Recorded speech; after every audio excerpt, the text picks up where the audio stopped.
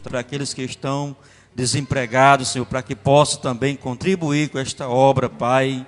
Em nome de Jesus nós oramos e já te agradecemos. Amém e glória a Deus. Sol maior. Glória a Deus. Glória a Deus. Nada me separa desse amor. Nada vai tirar Jesus de mim. Todo sofrimento acabou. Caminhando eu vou com Jesus até o fim. Sei que muito vou me alegrar por ter este caminho a seguir. Confesso que eu não vou deixar e que nada vai tirar esse amor que existe em mim. Confesso que eu não vou deixar e que nada vai tirar esse amor que existe em mim. Eu andava pelas ruas da cidade, procurando uma tal felicidade. Pelos bares eu vivia, procurando alegria, mas só encontrei maldade. E quando tudo ia chegando ao fim, no meu caminho brilhou uma luz. E eu que era ovelha perdida, hoje tenho nova vida, caminhando com Jesus. E eu que era ovelha perdida, hoje tenho nova vida, caminhando com Jesus. Nada me separa desse amor, nada vai tirar Jesus de mim. Todo sofrimento acabou, caminhando eu vou com Jesus até o fim. Sei que muito vou me alegrar por ter este caminho a seguir.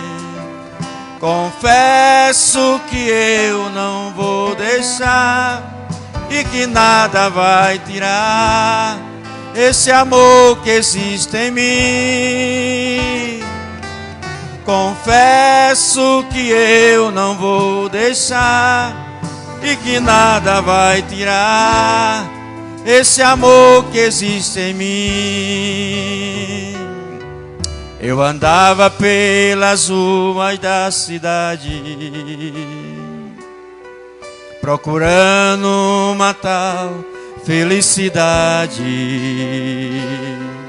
Pelos bares eu vivia, procurando alegria, mas só encontrei maldade. E quando tudo ia chegando ao fim, glória a Deus, no meu caminho brilhou uma luz. E eu que era ovelha perdida, hoje tenho nova vida, caminhando com Jesus.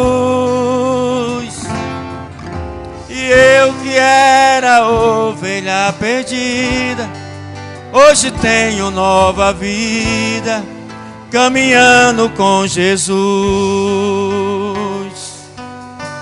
Nada me separa desse amor, nada vai tirar Jesus de mim. Todo sofrimento acabou, caminhando eu vou com Jesus até o fim. Sei que muito vou me alegrar por ter este caminho a seguir. Confesso que eu não vou deixar e que nada vai tirar esse amor que existe em mim. Confesso que eu não vou deixar e que nada vai tirar esse amor que existe em mim. Nada me separa desse amor. Glória a Deus, glória a Deus. Amém. Aleluia. Quero agradecer a Deus por esta oportunidade, passar o trabalho para o nosso pastor Bernardo Johnson.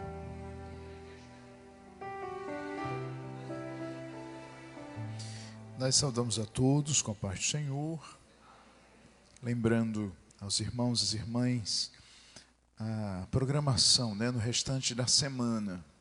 Amanhã, sexta-feira, hoje está havendo posse do pastor em Serra Negra, né? O pastor Robson Viana está assumindo a igreja de Serra Negra. O pastor Estelito está mudando para outra região. E também daqui a uns dias o nosso pastor Rosenberg também vai estar mudando de cidade, que é daqui do nosso campo, né? Ele vai estar sendo transferido, só informando para a igreja. No sábado, os cultos nas congregações, nos pontos de pregação, culto na feira também, e no domingo a nossa escola bíblica dominical, e à noite nosso culto de missões. Vamos estar aqui, traga uma oferta missionária para ajudarmos, né?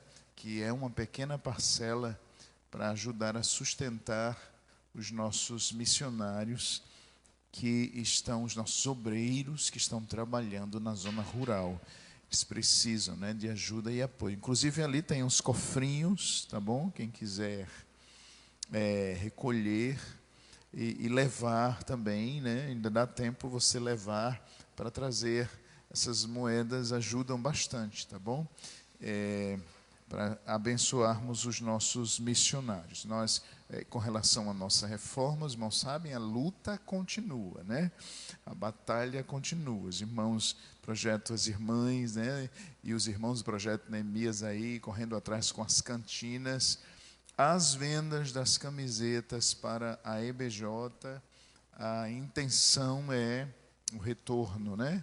Para a nossa reforma, e acredito que por esses dias já vamos estar podendo abrir aí a porta da frente e as janelas, né? A reinauguração a gente só quer fazer, irmãos, quando a gente tiver de cadeira nova. Então vamos orar para Jesus mandar as cadeiras novas também. Vai terminar tudo, ficar tudo pintadinho, mas a gente quer cadeiras novas aqui na igreja, em nome de Jesus, tá bom? Esses bancos são muito bonitos, né?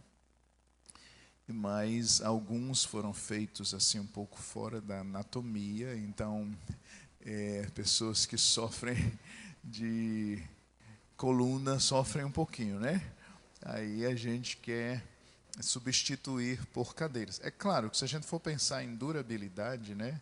Os bancos estão aqui há quanto tempo, né? As cadeiras não têm, viu? Essa durabilidade. Isso é fato, né?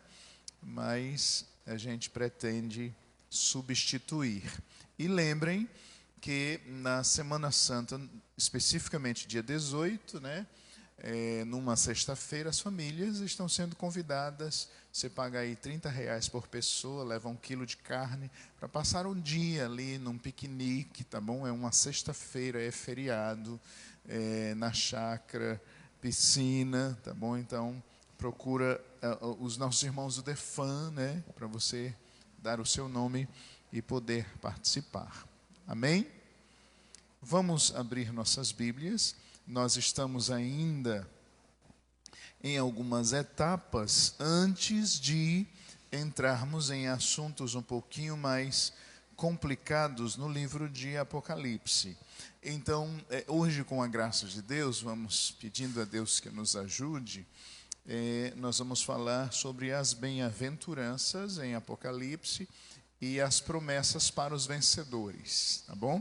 Nós ainda estamos meditando nas cartas, mas, por favor, abra a sua Bíblia em Apocalipse capítulo 1, versículo 3, que vem com a expressão bem-aventurado, que algumas traduções, numa linguagem mais nossa, mais atual, traduziu por mais do que feliz, porque é um estado de felicidade quase que indizível. A gente não consegue expressar o nível dessa felicidade em palavras humanas. Então, essa expressão bem-aventurado, ela é, vamos dizer assim, um favor gracioso, porque a gente não merece, de Deus para um estado escatológico. Alguns chamam até de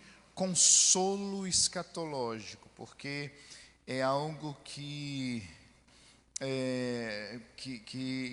se refere a um futuro, né? Ele tem a força de um consolo escatológico, e então a ideia é que é mais do que feliz a pessoa que se comporta conforme aquilo que lê e ouve, sob a perspectiva da chegada do reino de Deus em sua plenitude. Essa promessa, porque é uma promessa, ela não está apenas aqui em Apocalipse. Por exemplo, abra sua Bíblia em Mateus, o famoso Sermão do Monte, né? As palavras do Senhor Jesus, Mateus capítulo 5.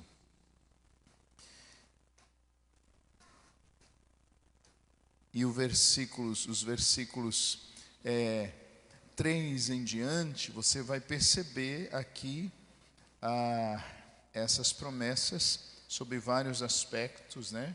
É claro que essas expressões, elas são aspectos diferentes da mesma pessoa, tá? Então eu não posso pensar assim, quem é pobre de espírito é bem-aventurado e a outra pessoa que chora vai ser bem-aventurada. Na verdade, são aspectos da mesma pessoa. Essa pobreza de espírito aqui é aquela pessoa que reconhece a sua necessidade espiritual de Deus, da sua presença, da salvação. Então, ela é quebrantada de coração. E aí ela é pobre de espírito, e essa pessoa também chora. Essa pessoa também é o manso do versículo 5, porque esse manso aqui é humilde de coração. Não é simplesmente uma questão de temperamento, tá? É uma questão de humildade dependente da graça de Deus. Então, versículo 6, essa pessoa tem fome e sede de justiça, e essa pessoa é um coração cheio de misericórdia, e essa pessoa, ela teria, né, o coração limpo, claro, limpo pela graça, né, não foi ela mesma que se limpou, foi a graça de Deus, e essa pessoa está na categoria dos pacificadores, que são aqueles que trabalham pela paz do mundo, que é o chamado da igreja. Muita gente acha que não, né, mas nós fomos chamados para proclamar o evangelho da paz. E o versículo 10 diz: os que sofrem perseguição por causa da justiça. E aí o versículo 11 diz: bem-aventurados sois vós. Observe que, embora seja uma promessa, um consolo, ou um pronunciamento que tem a força de um consolo escatológico, de alguma forma isso já acontece agora. Vocês já são bem-aventurados. Jesus diz: vocês já são. Então, isso está no versículo 5 do capítulo 11 de Mateus.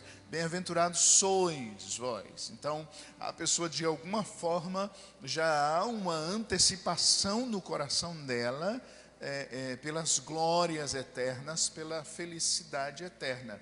Agora, isso se concretizará na eternidade. Por isso que a gente explica e diz que essa é uma promessa que aponta para um estado futuro de eterna felicidade. Uma felicidade que a gente não conhece. Na verdade, Deus, Ele é o eterno bem-aventurado. Somente Deus conhece em si mesmo esse estado de plena felicidade. Aqueles que morreram em Cristo já estão vivenciando num nível que nós ainda não conhecemos, mas há muito mais, tá bom? Como diz um hino antigo, metade das glórias eternas jamais se contou a um mortal. Então, você tem essa bem-aventurança em outros textos, mas vamos ver aqui em Apocalipse, além de Apocalipse 1 e 3, vamos voltar para Apocalipse, e observe que aqui em Apocalipse 1 e 3, essa bem-aventurança está ligado àquele que lê e ouve. Nós pregamos domingo sobre essa questão de ouvir, né? Ouvir em Apocalipse não é só escutar, só para a gente entender didaticamente. Ouvir entender a mensagem e obedecer e colocar em prática. Então a pessoa realmente ouviu. E aí quando o texto diz bem-aventurado que lê e ouve, né? A ideia é feliz, ou mais do que feliz, é aquela pessoa que se comporta a partir daqui, conforme aquilo que ela leu e ouviu, sob a perspectiva da chegada do reino de Deus em toda a sua plenitude. Então, em Apocalipse nós temos 7 expressões dessa. Lembrem que o número 7 é muito importante no livro de Apocalipse. Fala de plenitude, de algo completo. Então, vamos para Apocalipse 14 e o versículo 13. Você encontra a segunda promessa, nesse sentido de bem-aventurança. Apocalipse 14 e 13 diz: bem-aventurados os mortos. Olha que coisa tremenda, que desde agora morrem no Senhor. Sim, diz o Espírito, para que façam que? Descansem dos seus trabalhos e as suas obras os sigam. Então, aqueles que morrem em Cristo, eles já estão adentrando nesse estado de eterna felicidade. Capítulo 16 de Apocalipse e o versículo 15. Jesus diz assim: eis que venho como ladrão. Olha que coisa tremenda. Bem-aventurado aquele, veja que aqui ele revela uma característica, né, da pessoa bem-aventurada. Aquele que vigia e guarda as suas vestes, para que não ande nu e não se vejam as suas vergonhas. Essa é uma expressão figurada que se refere a viver uma vida de santidade. A referência aqui pode ser várias, mas a gente tem que lembrar que Adão e Eva, quando pecaram, perceberam, estavam nus e ficaram se escondendo da presença de Deus. E aquela pessoa que está vestida espiritualmente, ou seja, ela anda em santidade, ela não tem vergonha da presença de Deus, ela não tem de que se envergonhar. Então, ele diz, aquela pessoa que vigia e guarda as suas vestes, aquela pessoa que anda em vigilância numa vida de santidade, ela é bem-aventurada naquele grande dia. Jesus está dizendo: eu venho de surpresa. Eu venho de surpresa para muitos, né? E bem-aventurado aquele que mantém as suas vestes. capítulo 19 e o versículo 9, você tem também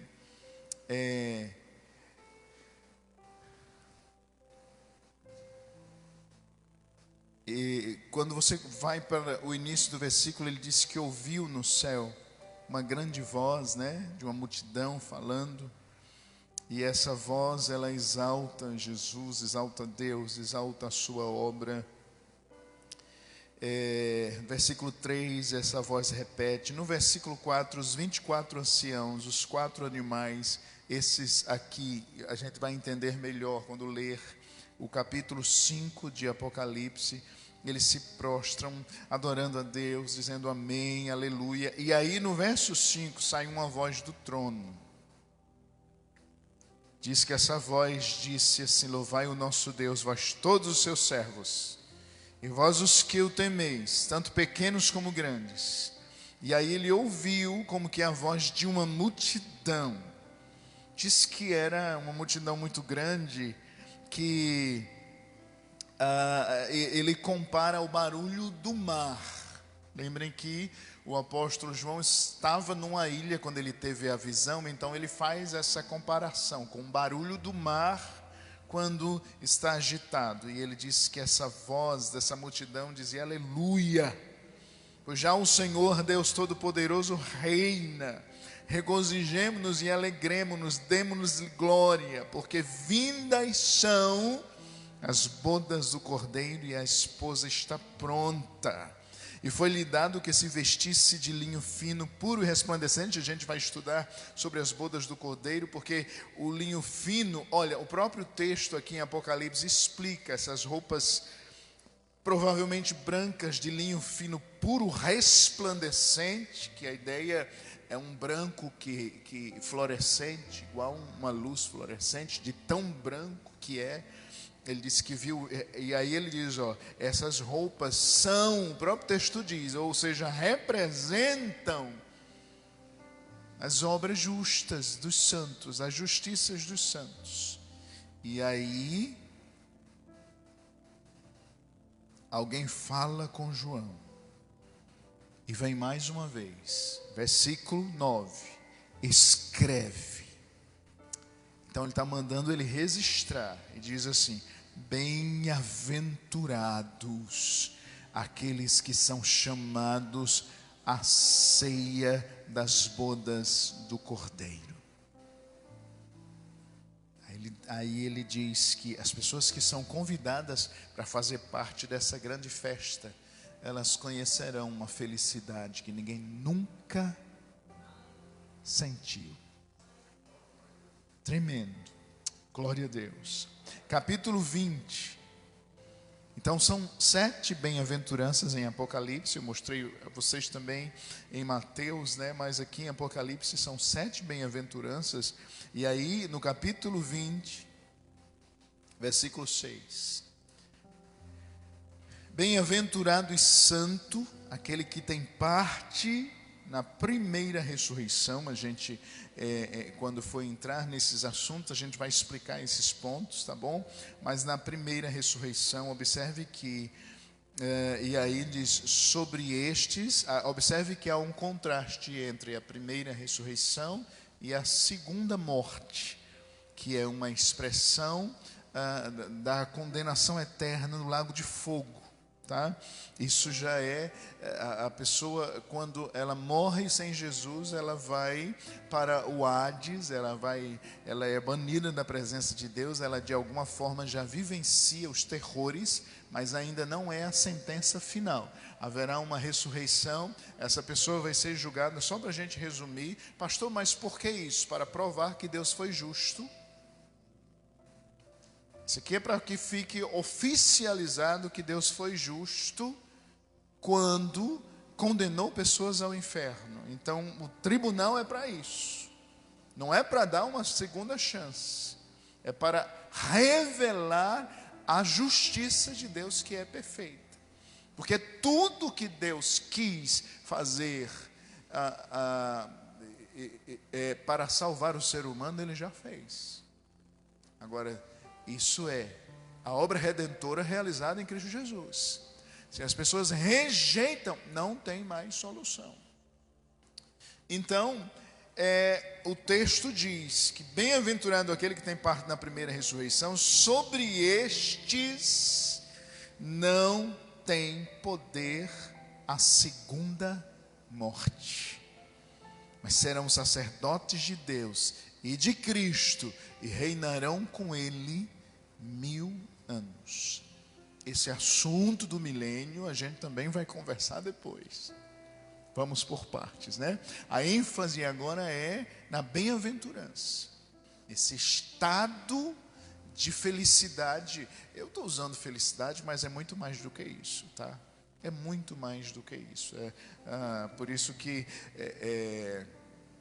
a gente usa a palavra indizível, que não dá para dizer.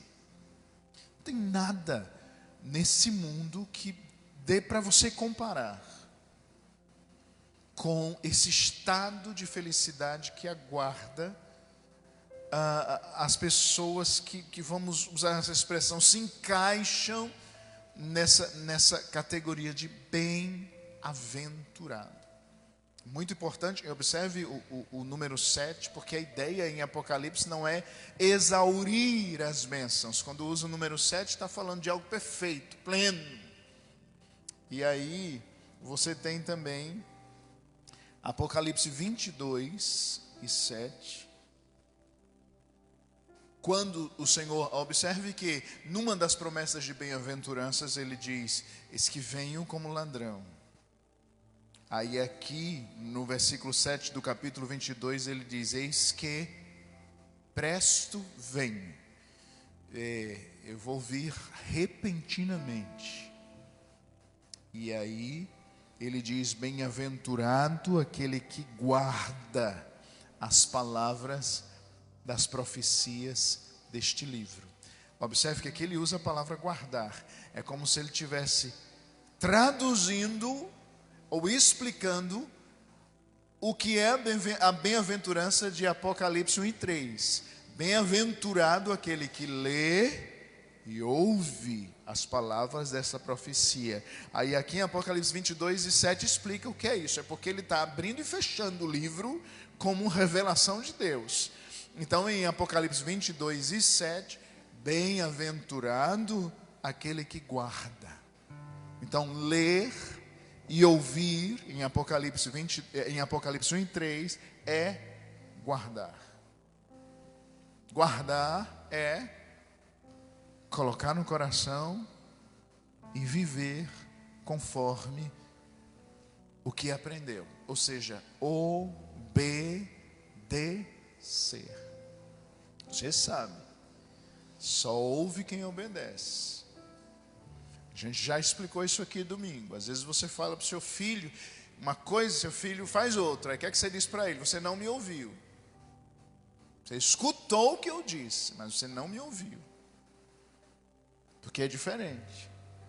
A pessoa escuta o que você falou, mas dar ouvidos implica em obedecer. Esse é o pensamento bíblico de ouvir, né? A gente brinca, já contamos essa ilustração aqui. Meu pai, ele falava muito nisso, né? Que há alguns irmãos que parece a síndrome da lagartixa, né? Que a lagartixa, ela fica o tempo todo assim, né? Diz a lenda, eu nunca fiz o teste, que se você colocar um palitinho de coqueiro no ouvido dela, atravessa para o outro lado. Nunca fiz esse teste, não sei se é verdade. Mas as pessoas brincam, as pessoas antigas brincam e dizem: tem gente que tem ouvido de lagartixa. É olhando para você e fazendo assim, só que está entrando no ouvido. Então, Deus não quer isso de nós. Deus quer que a gente ouça e guarde. Bom, então, Apocalipse 22 e 14. Aí você tem a última bem-aventurança no livro, né? Olha que coisa tremenda. Bem-aventurados aqueles que lavam as suas vestes no sangue do Cordeiro. Aqui ele está falando de a pessoa que aceita, né, a obra redentora, que entende que o que Cristo fez é suficiente para perdoar os pecados dela, para lavar os pecados dela, que somente em Cristo há a solução para o pecado. Então diz, bem-aventuradas são essas pessoas. Qual é o direito que elas têm? Da árvore da vida. E entrar na cidade pelas portas. Essa expressão, entrar na cidade pelas portas, não quer dizer que outras pessoas vão poder entrar pela cidade pulando os muros. Não. O que o texto quer dizer é assim, elas têm livre acesso. A gente precisa estudar o tema da cidade em Apocalipse, e eu acredito que com a graça de Deus vamos chegar lá, estudar o tema da Nova Jerusalém, para entender essa expressão, mas a ideia é assim, ele tem livre acesso. Glória a Deus. Então, essas são as 7 bem-aventuranças em Apocalipse. Agora, vamos para o capítulo 2, e nós vamos tentar ver, com a graça de Deus, porque a gente já viu nas cartas quais são as acusações que são apresentadas, né, a algumas daquelas igrejas, e daquelas 7 igrejas, e nós vimos os desafios que aquelas igrejas estavam enfrentando, e nós vimos o chamado ao arrependimento. Aquelas igrejas, com exceção de algumas, tinham algumas coisas que elas precisavam se arrepender, e nós precisamos trazer isso para os nossos dias, porque a igreja sempre enfrentou esses mesmos desafios na história, e o caminho não é ficarmos buscando subterfúgios, o caminho é o arrependimento. Mostramos isso. Agora, nós queremos mostrar, com a graça de Deus, as promessas aos vencedores. E vamos para capítulo 2 e o versículo 7. No final do versículo 7, nós já explicamos, quem tem ouvidos ouça o que o Espírito diz às igrejas, mas aqui nós temos a primeira promessa ao vencedor. Ao que vencer, e é bom a gente lembrar que Deus não teria obrigação nenhuma de recompensar, tá? Por quê?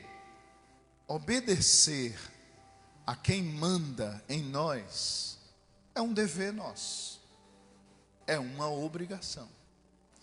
Nós não fizemos nada mais do que nossa obrigação. Ele é Deus e eu sou seu servo. Além disso, Ele me comprou e eu não pertenço mais a mim mesmo. Ele é meu dono. Então, nada mais é do que minha obrigação obedecer a Deus. E se eu tiver um lugarzinho lá no fim, que a gente vai usar essa expressão, mas lá no céu não tem fila, né? Lá no fim da fila no céu, eu tenho mais a que agradecer, porque a gente não merece nada. Só que Deus, Ele é tão gracioso que Ele resolve recompensar a nossa vida de obediência. Então, se você chegasse no céu e Deus olhasse, o Filho, né, olhasse para você e dissesse, você não vai ter nada, mas você vai morar aqui comigo, gente.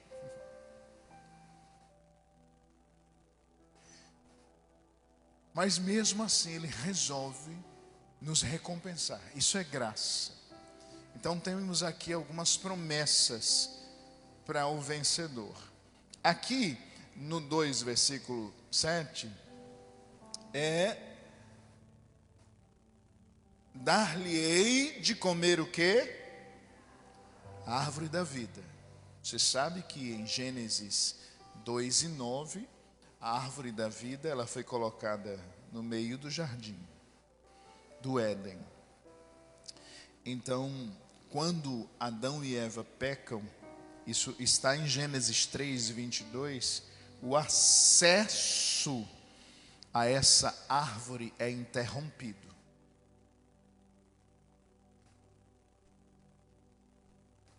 É uma sentença de castigo, mas também um ato de misericórdia, para que o homem não vivesse eternamente no pecado.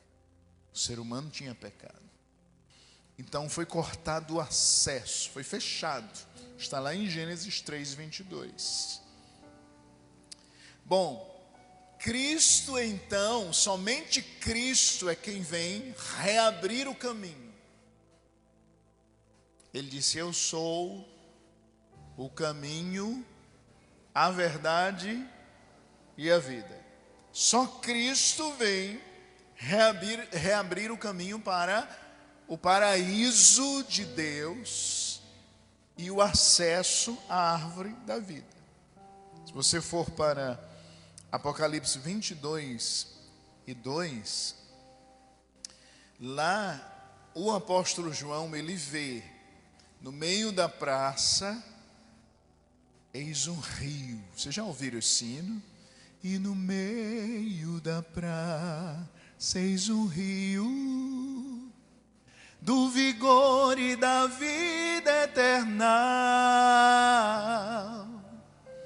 mais metade da glória celeste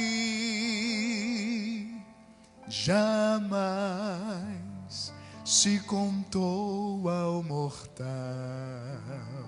A gente cantava esse hino nos corais da vida. Em Apocalipse 22:2, observe que, se você for para o versículo 21, eu acredito que aqui nós temos, para o versículo 1, aliás, nós temos a Trindade. Você tem, João vê um rio puro, não é qualquer rio, é um rio da água da vida, claro como um cristal. Esse rio saía de onde? Do trono. Olha, rio puro da água da vida, o Espírito Santo. Ele flui do trono de Deus, o Pai, e do Cordeiro, a Trindade. Aí João diz no versículo 2 que no meio da praça, de uma e da outra banda do rio, estava a árvore da vida. Olha, que produz 12 frutos, dando o seu fruto de mês em mês, e as folhas da árvore são para a saúde das nações. E diz que ali nunca mais haverá maldição. Glória a Deus. Nela está o trono de Deus e do Cordeiro, e os seus servos o servirão. Então João vê essa árvore lá na glória. Glória a Deus. No versículo 14, a gente já leu, o texto diz assim: bem-aventurados aqueles que lavam as suas vestes no sangue do Cordeiro, para que tenham direito a quê? A árvore da vida. E no versículo 19, tem até uma maldição para quem mexer no texto das Escrituras. Diz que se alguém tirar qualquer palavras do livro dessa profecia, Deus vai tirar a sua parte da árvore da vida. Claro, há uma conexão. Se a pessoa acha que tem autoridade de mexer no texto bíblico, ela está se sentindo Deus, né? Então ela está condenada, biblicamente, porque perder o acesso à árvore da vida é sinônimo de morte eterna. Assim como ter acesso à árvore da vida é sinônimo de vida eterna. Então, quando ele diz assim: ao que vencer, ele vai poder comer da árvore da vida, ele está dizendo simplesmente assim: o vencedor vai viver eternamente comigo no meu paraíso. Essa é a primeira grande promessa para o vencedor. Agora, no capítulo 2, versículos 10 e 11, Eu estou colocando no versículo 10 porque temos uma promessa também aqui. Vocês percebem? Ser fiel até a morte, e dar-te-ei coroa da vida. E aí no versículo 11 diz: o que vencer não receberá segunda morte. Nós temos aqui, além, né, da promessa também de vida eterna, essa questão da segunda morte. Vamos para Apocalipse capítulo 20, verso 6. Você vai ter essa expressão, a gente já mostrou, que vai ter a primeira ressurreição e a segunda morte. Quando você vai para o versículo 14, então o texto diz: explica o que é a segunda morte. 20:14 é o estado de condenação eterna. Diz que a morte e o inferno, que se refere aos condenados à eternidade, serão lançados no lago de fogo. E esta é a segunda morte. E aí o versículo 15 explica quem vai para lá. Ele não é bem-aventurado, e o nome dele não foi achado no livro da vida. Bom, então para o vencedor há essa promessa: não vai sofrer esse castigo eterno. Mas além disso, no versículo 10 diz que essa pessoa, ela vai receber a coroa da vida. Provavelmente é uma promessa, uma referência a uma vida honrosa e vitoriosa, porque essa coroa, nos dias, né, dos escritos do Novo Testamento, você sabe que os vencedores dos Jogos Olímpicos, eles recebiam uma grinalda de folhas, que eles chamavam de coroa, que era perecível, era de folhas, mas era uma honra, é sinal que eles tinham vencido aquele jogo. Quando você vai para 1 Coríntios, olha, abra sua Bíblia em 1 aos Coríntios, capítulo 9, você vai ver o apóstolo Paulo fazendo referência a esse tipo de premiação. E no versículo 25, ele diz: olha, todo aquele que luta, de tudo se abstém. Ele está falando da vida disciplinada do atleta. Ele renuncia a muita coisa para vencer um campeonato passageiro. Ele tem uma disciplina muito rígida. Vocês sabem, a vida de um atleta, ele não pode comer o que ele quer, ele não pode dormir a hora que quer, ele tem que ter uma vida muito disciplinada, mas é para alcançar um prêmio perecível, que se corrompe. Ele diz assim: eles o fazem para alcançar uma coroa corruptível. Ele está falando dessa grinalda de folhas, folhas de louro, inclusive. Eles faziam e a pessoa ganhava. E aí ele diz assim: nós, porém, estamos na luta, estamos para receber uma coroa incorruptível. Apocalipse explica que coroa é essa: coroa da vida. Quando você vai para 2 Timóteo, segunda carta de Paulo a Timóteo, glória a Deus,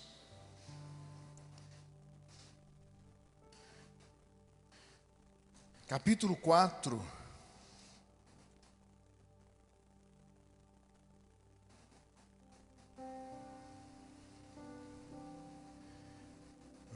Paulo, é muito interessante essa carta, né? Porque você vai estudar o contexto. O apóstolo Paulo, ele sabe que está no fim da sua vida. Ele sabe que vai morrer por causa do Evangelho. a sentença é a morte. E ele não se comporta como um derrotado. Porque talvez, se fosse hoje com um falso evangelho triunfalista, Paulo era um derrotado. Como é que um apóstolo, homem de Deus, termina os seus dias jogado numa masmorra, sozinho? Sozinho. É por isso que eu digo, fulano lutou contra o câncer a vida toda e morreu. Não foi derrotado. Ele venceu. Porque o salvo não é derrotado pela morte. Não é. Se essa visão triunfalista tivesse, né, nos dias de Paulo, meu Deus, não pode acontecer comigo, eu sou um homem de Deus. Mas ele sabe, essa é a vontade de Deus. Eu fui chamado para morrer por causa do evangelho. Então ele escreve provavelmente sua última carta, e ele diz assim no versículo 6, olha, eu sei que eu estou sendo oferecido por aspersão de sacrifício, e o tempo da minha partida está próximo. E aí ele diz, eu combati o bom combate, acabei a carreira, guardei a fé. Aí olha o que ele diz, desde agora, o que é que está esperando ele? Coroa da justiça. Está me esperando lá na glória. Ele diz, a qual o Senhor, o justo juiz, me dará naquele dia. E aí ele diz assim, não somente a mim, glória a Deus, mas a todos os que amam a sua vinda. Glória a Deus. Essa é a promessa para o vencedor. Ele vai receber coroa da vida. Ele vai receber a coroa da vida. Aí, Tiago, abra sua Bíblia em Tiago. Você que talvez esteja desanimado, triste, passando luta. Olha, vale a pena, vale a pena. Porque tem uma promessa para a sua vida de alguém que nunca vai falhar. É risco zero, não tem como Deus falhar. Deus não falha. E Ele promete aos vencedores. Em Tiago 1 e 12, inclusive, é uma promessa de bem-aventurança. Ele diz assim, bem-aventurada a pessoa que sofre, que suporta, aguenta a provação. Diz, porque quando for provado, vai receber o quê? A coroa da vida, a qual o Senhor tem prometido aos que o amam. Então você tem a promessa da coroa e a promessa de não receber o dano da segunda morte. Glória a Deus. 1 de Pedro, capítulo 5 e versículo 4. Pedro diz, irmãos, a gente vai percebendo a Bíblia, né? O assunto está lá em Apocalipse, mas você vai vendo que esse era um assunto, vamos dizer assim, normal, nos discursos apostólicos. Eles sabiam, há uma coroa de glória nos esperando, eles sabiam. E Pedro diz assim, 1 de Pedro 5 e 4, quando aparecer o sumo pastor, vocês vão alcançar o quê? A incorruptível coroa de glória. Glória a Deus. Glória a Deus. E aí você tem agora no capítulo 2 ainda, versículo 17. Ao que vencer, o Senhor promete aqui maná escondido e uma pedra branca, e nessa pedra um novo nome escrito, o qual ninguém conhece senão aquele que o recebe.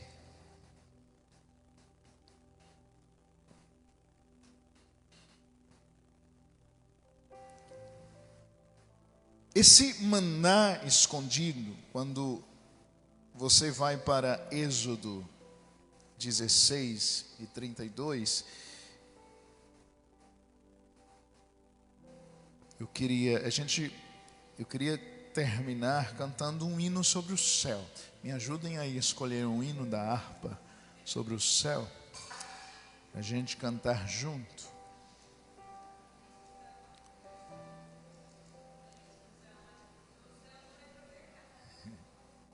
Êxodo 16, versos 32 a 34, você sabe que há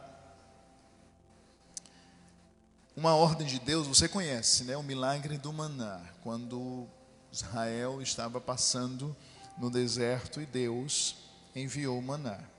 E no capítulo 16, versos 32 ao 34, o Senhor mandou encher, né, uma vasilha com o maná e guardar para gerações futuras, para que eles vissem o pão que tinha dado a comer neste deserto.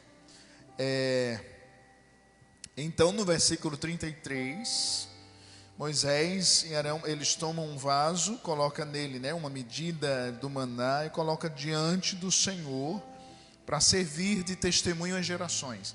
Era um milagre. Você precisa entender que o maná precisava ser colhido diariamente. Se a pessoa colhesse além do que devia, se estragava. E no sábado, aliás, na sexta, da sexta para o sábado, como no sábado eles tinham que descansar, era obrigatório, eles podiam pegar o dobro que não estragava. Tinha um milagre aí, não tinha geladeira, não tinha nada para conservar. E agora, Deus manda pegar uma porção desse maná e guardar para que sirva de testemunho. Então o milagre está que eles iam guardar, as pessoas iam ver o maná e ele não ia estragar. Quando você vai para Hebreus capítulo 9 e o versículo 4, temos uma informação aqui. Diz que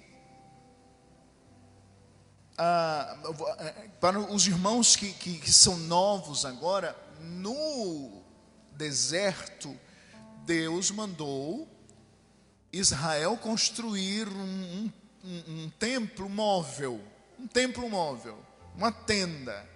Essa tenda tinha, vamos usar a expressão, uma cerca de cortinas. As estacas eram tudo padronizado. Deus deu a receita, o material que tinha que usar, tudo.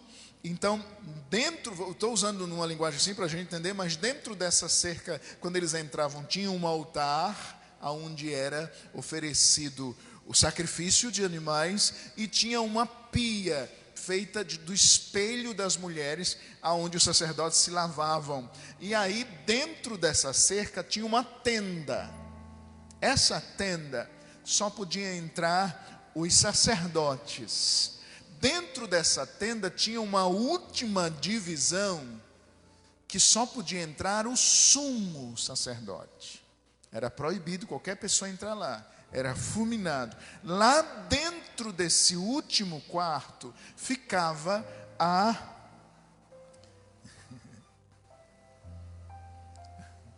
arca da aliança, ficava dentro desse quarto. E a glória de Deus se manifestava nessa arca. Então, em Hebreus 9:4 diz só lembrando, então você tem a cerca, onde tinha um altar e onde tinha uma pia feita de bronze, né? E aí dentro dessa cerca ficava uma tenda. Essa tenda era dividida em duas partes. Na primeira parte ficava um candelabro e ficava um altar de incenso e tinha um véu. Tudo, quem nunca leu ainda vai ler Êxodo, porque assim, Deus ensinou até o trabalho de tapeçaria, que as mulheres tinham que fazer, tudo certinho, levantou uma pessoa com inteligência para isso, chamado Bezalel, para fazer o projeto, e aí, dentro dessa cortina, após essa cortina, ficava a arca. Aí Hebreus 9:4 diz, você tem Depois do segundo véu, versículo 3, estava o tabernáculo que se chama o Santo dos Santos, que era essa tenda que eu falei. E lá tinha, versículo 4, o incensário de ouro, e tinha a arca do concerto, toda coberta de ouro, toda em redor, em que estava um vaso de ouro. E diz que dentro desse vaso tinha 3 coisas, ou talvez 4 coisas, porque dizem que as tábuas do concerto eram 2, né? Então tinha o maná, tinha a vara de Arão. O que é a vara de Arão? É porque houve lá uma polêmica sobre a escolha de Arão para o ministério. Então tinha um grupinho lá que se reuniu. Quem foi que disse para vocês que só vocês podem ser sacerdote? A gente pode ser também. Aí Moisés disse para ele: gente, não foi eu que decidi isso. Quem decidiu foi Deus. Vocês estão comprando uma briga com Deus. Foi Deus que resolveu assim, não, e tal, e tal. Começou um bate-boca, a glória de Deus desceu. Quando a glória de Deus desceu, aí Deus disse: agora eu vou resolver. Então, nesse processo, né, que houve castigo, houve morte, Deus mandou cada um dos líderes que escolher uma vara e colocar essa vara lá e na presença de Deus. E a vara que amanhecesse florida, essa vara era da pessoa que Deus escolheu. Então somente a vara de Arão floresceu de um dia para o outro. E disse que já estava a ponto de dar frutos de um dia para o outro. Então essa vara também foi guardada como testemunho. E além disso, você tem também as tábuas do concerto, que eram as tábuas dos 10 mandamentos, os documentos. Bom, nós temos essa informação. Nossa ênfase aqui é do maná. Teve milagre no maná, teve o milagre do maná, e Deus mandou guardar como testemunho. Mas esse maná, na história de Israel, sumiu. Tem uma informação que a gente não sabe se procede no livro de Macabeus, que é um livro apócrifo. Segundo Macabeus, capítulo 2, versos 4 a 8, diz que Jeremias escondeu em algum lugar, porque aquela região tem muitas cavernas. Na época da destruição de Jerusalém, Jeremias teria escondido a arca e o maná. E aí surgiu entre eles a história de que quando viesse o Messias, ele daria de novo maná ao seu povo.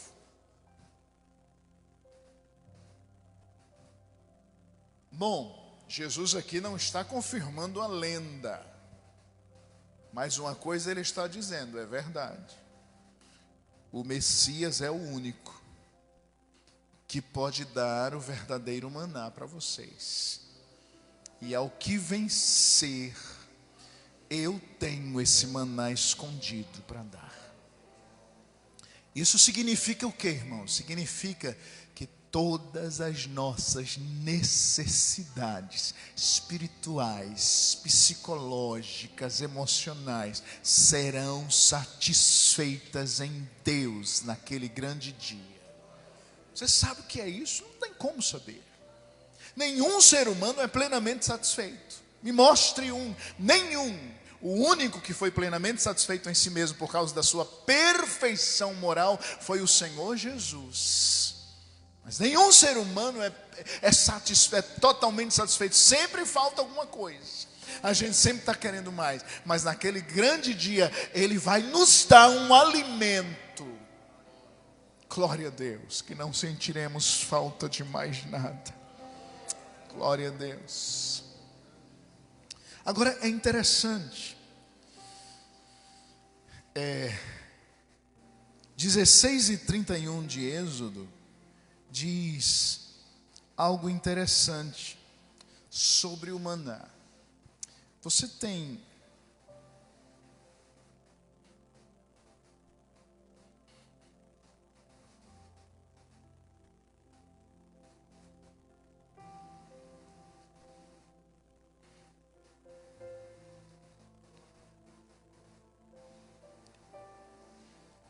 eu não sei se em Números vocês podem me ajudar.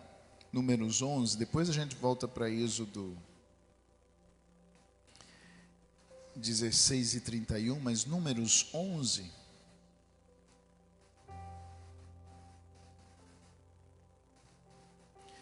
Versos 7 e 8 diz que o maná, ele tinha gosto de azeite.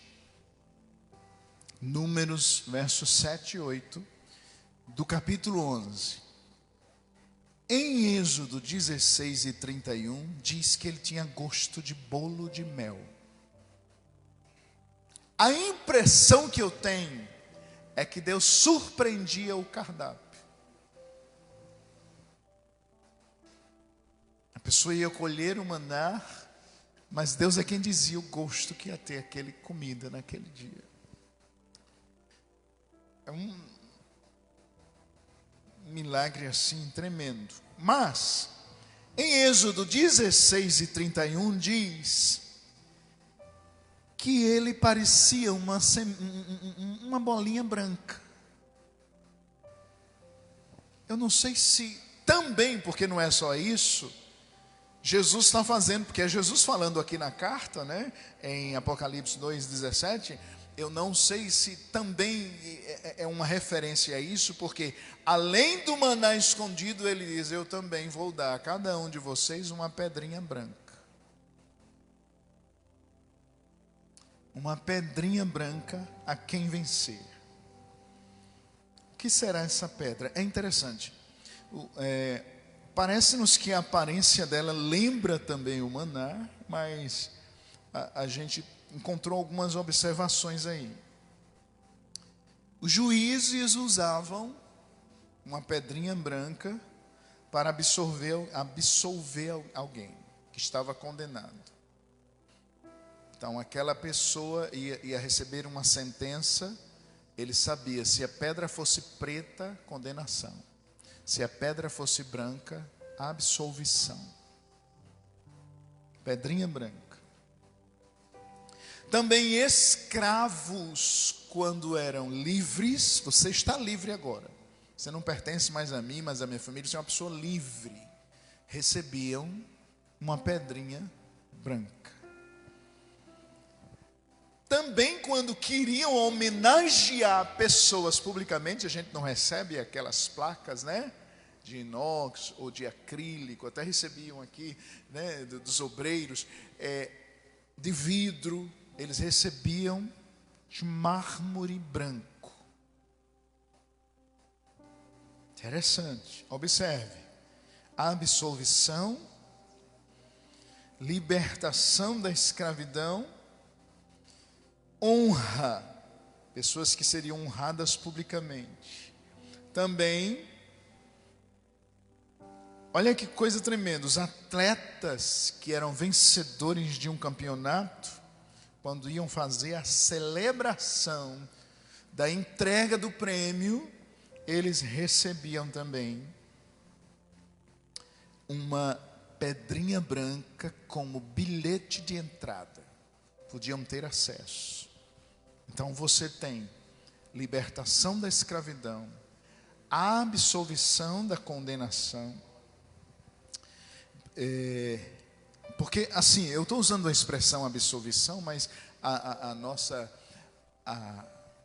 o nosso estado judicial em Cristo é mais do que isso.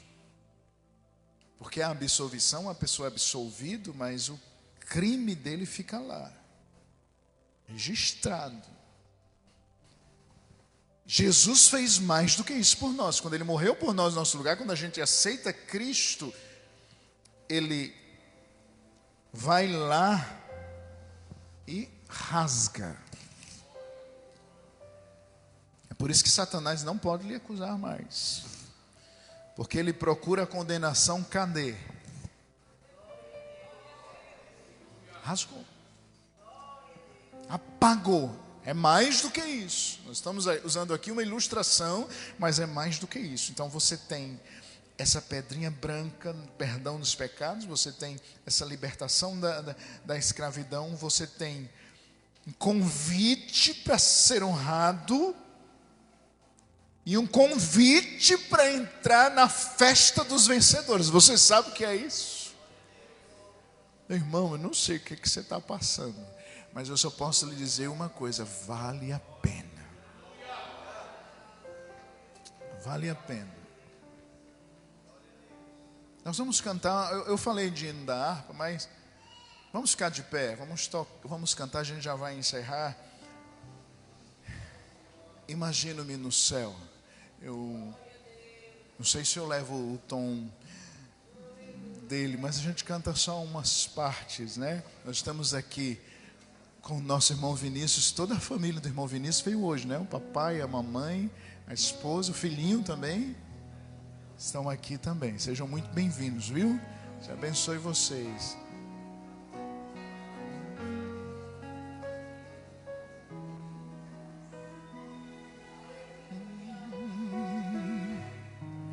Imagino-me no céu,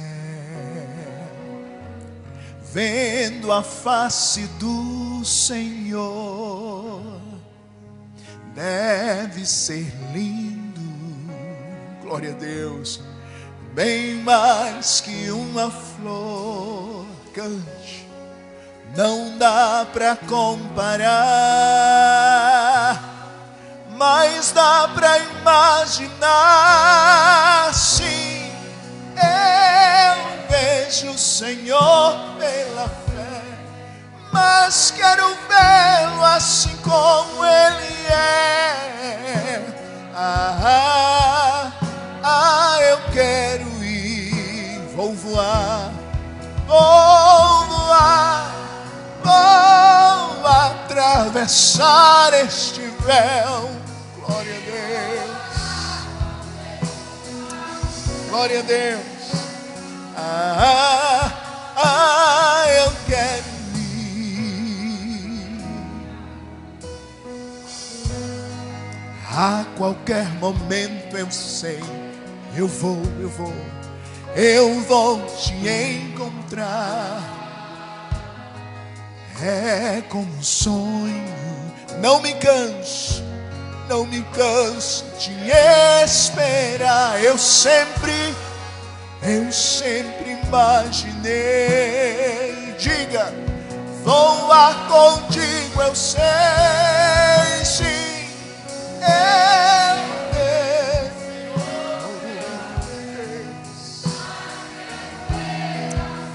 glória a Deus.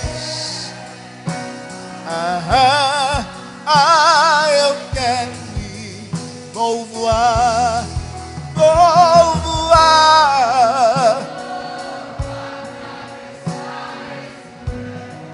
e vou andar com Jesus lá no céu. Eu quero ir. Quantos instrumentos tocam baixinho? Nós vamos orar agora para Deus renovar as nossas forças, porque vale a pena, vale a pena. Ó Deus, nós estamos em Tua presença. Renova, Senhor, o nosso coração. Deus, se alguém entre nós está perdendo o foco, está perdendo o alvo, Senhor, as lutas são tamanhas, as lutas são tantas. Senhor, em nome de Jesus, renova, Senhor, renova o nosso coração, renova as nossas forças. Somente o Senhor pode nos manter de pé. Nos ajuda, Senhor, a olharmos somente para Ti. Nos ajuda, Senhor, a não desanimarmos. Senhor, nos ajuda a não esquecermos a promessa. Senhor, nós dependemos do Senhor. Nós dependemos do Espírito Santo em nossas vidas. Enche a nossa alma. Senhor, nos ajuda nesse instante. Retira, Senhor, essa fraqueza fraqueza do nosso coração, ó Deus, esse desejo de desistir, Senhor, quem sabe até uma seta maligna que está nos dizendo o tempo todo que é melhor deixar para lá, não vale a pena, é mentira de Satanás. Vale a pena sim, ó Deus, tu tens promessas para nós, tu és fiel. Então, Senhor, renova o nosso coração, renova a nossa vida, fortalece, Senhor, fortalece a nossa alma, fortalece, Senhor, as paredes do nosso coração, Senhor, em nome de Jesus, em nome de Jesus. Estenda as suas mãos. Glória a Deus, e que o amor de Deus, a graça de nosso Senhor e Salvador Jesus Cristo, a comunhão e as consolações do Espírito Santo sejam conosco. Todos dizem amém. Meus irmãos, antes que eu esqueça, amanhã à noite tem clamor para a MBJ. Quem quiser participar, os nossos jovens estarão aqui, tá bom? Quem quiser participar pode vir, em nome de Jesus.